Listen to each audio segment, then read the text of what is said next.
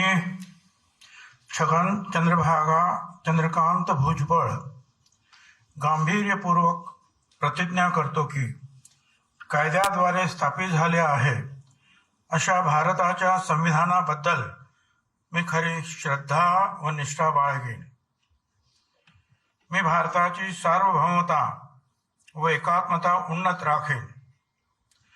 मी महाराष्ट्र राज्याचा मंत्री म्हणून माझी कामे निष्ठापूर्वक व सतसत विवेक बुद्धीने पार पाडेन आणि संविधान व कायदा यानुसार सर्व तऱ्हेच्या लोकांना मी निर्भयपणे व निपक्षपातीपणे तसेच कोणाच्याही विषयी ममत्वभाव किंवा आकस न बाळगता न्याय्य वागणूक देईन.